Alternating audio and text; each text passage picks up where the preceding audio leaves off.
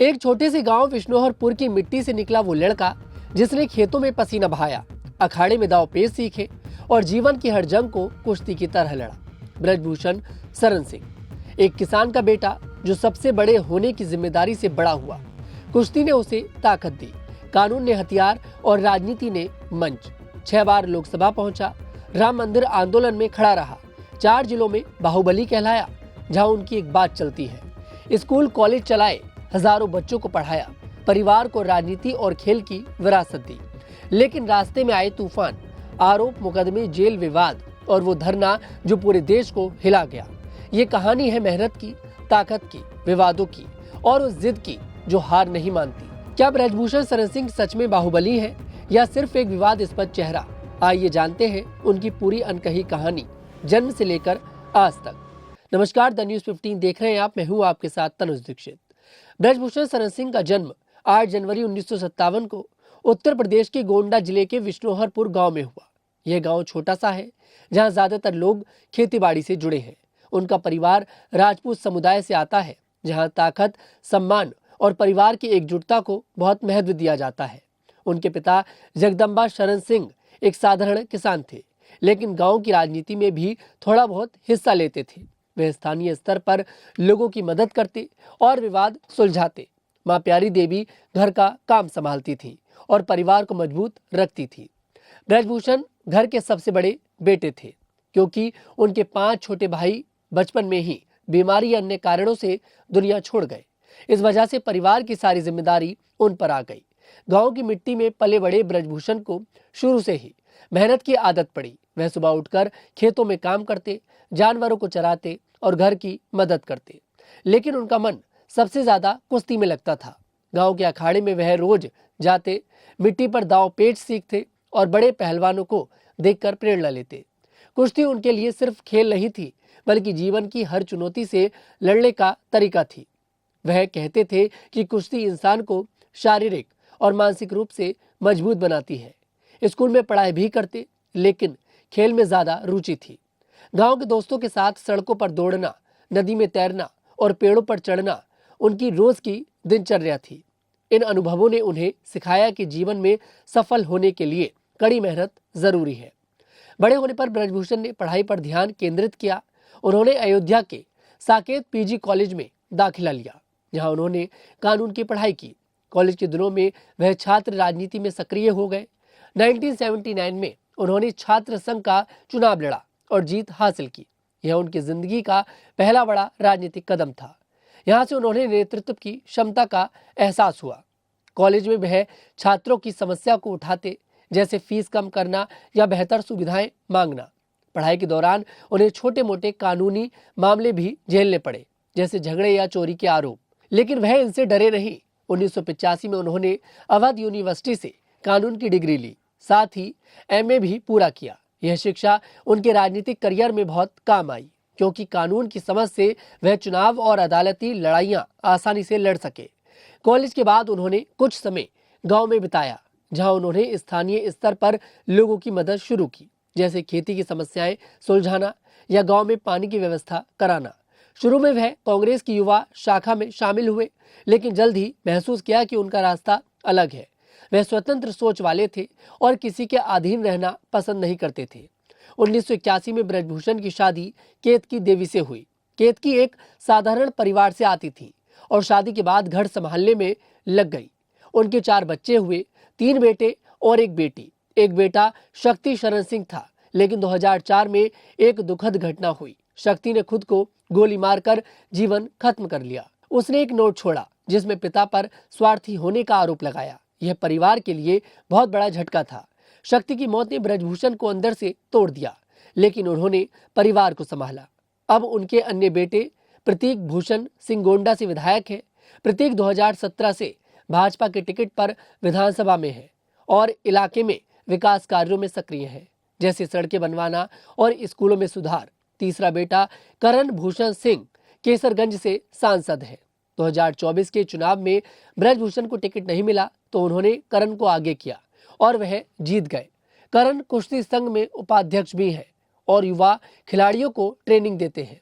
परिवार की बेटी शालिनी सिंह भी कुश्ती से जुड़ी है और हाल ही में उन्होंने कुश्ती पर बयान दिया कि यह खेल परिवार की विरासत है।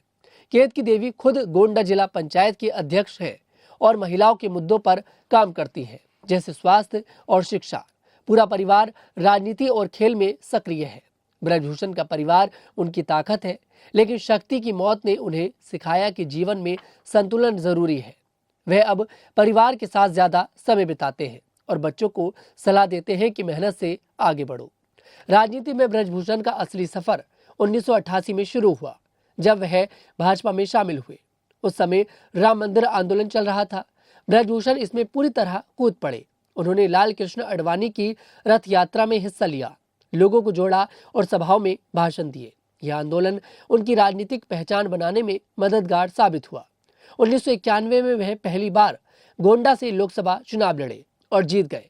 यह उनकी पहली बड़ी सफलता थी। उन्होंने कांग्रेस के आनंद सिंह को हराया, जो उनके पूर्व मेंटर थे। उसके बाद वह 5 बार और सांसद चुने गए। 1999 में फिर गोंडा से जीते। वहां उन्होंने कीर्तिवर्धन सिंह को हराया। 2004 में बलरामपुर से चुनाव लड़ा और रिजवान जहीर को मात दी। 2008 में भाजपा से निकाले गए क्योंकि उन्होंने लोकसभा में विश्वास मत में क्रॉस वोटिंग की। तब वह समाजवादी पार्टी में चले गए। 2009 में एसपी से केसरगंज से जीते और बेनी प्रसाद वर्मा को हराया। 2014 में वापस भाजपा में आए और केसरगंज से जीते। 2019 में फिर वही सीट जीती।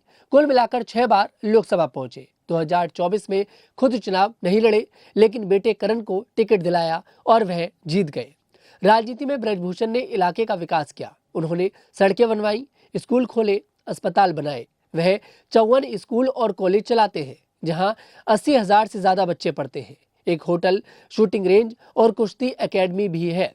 उनका प्रभाव गोंडा, बलरामपुर, बहराइच और श्रावस्ती जिलों में फैला है। लोग उन्हें बाहुबली कहते हैं क्योंकि उनकी बात मानते हैं। वह स्थानीय मुद्दों पर बोलते हैं, जैसे किसानों की मदद या बाढ़ से बचाव। भाजपा में वह मजबूत स्थिति में है और चुनावों में पार्टी की मदद करते हैं। कुश्ती ब्रजभूषण की जिंदगी का महत्वपूर्ण हिस्सा है। युवा दिनों से वह कुश्ती खेलते थे और कॉलेज में प्रतियोगिताओं में हिस्सा लेते थे। 2012 से 2023 तक वह भारतीय कुश्ती संघ के अध्यक्ष रहे। इस दौरान उन्होंने कुश्ती को बढ़ावा दिया, कई टूर्नामेंट कराए, खिलाड़ियों को ट्रेनिंग दी और अंतर्राष्ट्रीय स्तर पर भारत का नाम रोशन किया। वे कहते थे कि कुश्ती मजबूत लड़के लड़कियों के लिए है और इसे नियंत्रित करने के लिए मजबूत नेता चाहिए। लेकिन कुश्ती में भी विवाद आए। 2021 में एक जूनियर टूर्नामेंट में उन्होंने एक युवा पहलवान को थप्पड़ मारा, जो वीडियो में रिकॉर्ड हो गया। यह घटना सोशल मीडिया पर वायरल हुई और लोगों ने निंदा की। फिर 2023 में बड़ा विवाद हुआ। कई महिला पहलवान जैसे विनेश फोगाट, साक्षी मलिक और बजरंग पूनिया ने उन पर गलत व्यवहार के आरोप लगाए। आरोप थे कि उन्होंने छुआ, परेशान किया और पेशेवर मदद के बदले गलत मांग की। एक नाबालिग लड़की भी शामिल थी। दिल्ली के जंतर मंतर पर महीनों धरना चला। पुलिस में एफआईआर दर्ज हुई, जिसमें पोक्सो कानून भी लगा। ब्रजभूषण ने आरोपों को झूठा बताया और कहा कि वह निर्दोष है। 2023 में सुप्रीम कोर्ट के हस्तक्षेप से जांच शुरू हुई। दिल्ली पुलिस ने एसआईटी बनाई और बयान दर्ज किए। 2025 में नाबालिग का केस खत्म हो गया क्योंकि आरोप साबित नहीं हुए, लेकिन अन्य मामले अभी भी चल रहे हैं। अब संघ के अध्यक्ष संजय सिंह है। इस विवाद ने कुश्ती की दुनिया को हिला दिया और ब्रजभूषण की छवि पर असर पड़ा, लेकिन वे कहते हैं कि यह राजनीतिक साजिश है। हाल ही में उन्होंने कहा कि महिला, दलित और दहेज कानूनों का दुरुपयोग होता है और इन्हें बदलना चाहिए। वह फेक केसों पर सख्त सजा की मांग करते हैं। ब्रजभूषण के जीवन में विवाद हमेशा साथ रहे। 1970 के दशक में अब तक 38 मुकदमे दर्ज हुए। इनमें चोरी, डकैती, अपहरण, हत्या की कोशिश, दंगा और गिरोह बनाने जैसे आरोप हैं। ज्यादातर मामलों में वह बरी हो गए। 1992 में बाबरी मस्जिद तोड़ने के केस में आरोपी बने। सीबीआई ने उन्हें गिरफ्तार किया, लेकिन 2020 में सुप्रीम कोर्ट ने निर्दोष करार दिया। 1993 में बड़ा केस लगा। टीएडीए कानून के तहत आरोप था कि उन्होंने दाऊद इब्राहिम के आदमियों को मदद दी, जैसे मुंबई के जेजे हॉस्पिटल शूट आउट में।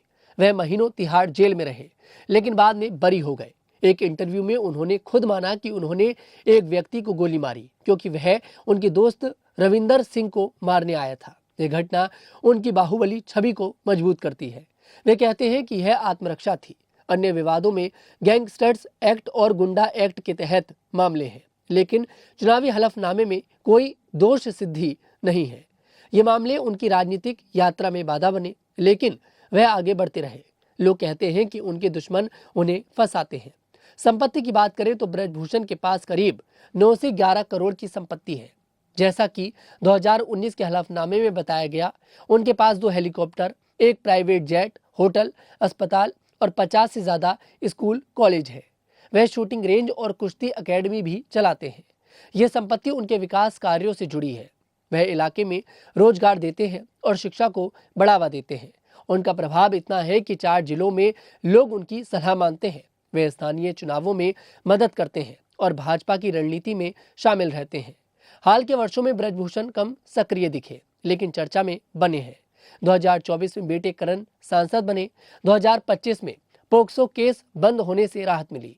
2026 में वह राजनीति में वापसी की बात करते हैं और कहते हैं कि जनता उन्हें रिटायर नहीं होने देगी। वह हरियाणा के गांवों में जाते हैं, जैसे चरखी दादरी, जहां विनेश फोगाट का घर है, और स्थानीय लोगों से मिलते हैं। सोशल मीडिया पर उनके बारे में बातें होती हैं, जैसे फेक केसों पर उनके बयान।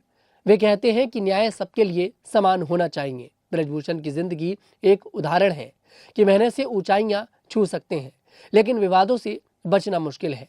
वह अब भी इलाके के लोगों के लिए काम करते हैं और परिवार को आगे बढ़ाते हैं। उनकी कहानी सिखाती है कि जीवन में चुनौतियां आती हैं, लेकिन हार नहीं माननी चाहिए। ब्रजभूषण की कहानी आपको कैसी लगी, कमेंट सेक्शन में जरूर बताइएगा। मैं तनुज दीक्षित फिर आपसे मुलाकात करूंगा। तब तक के लिए हमारे साथ देखते रहिए न्यूज़ 15 उत्तर प्रदेश।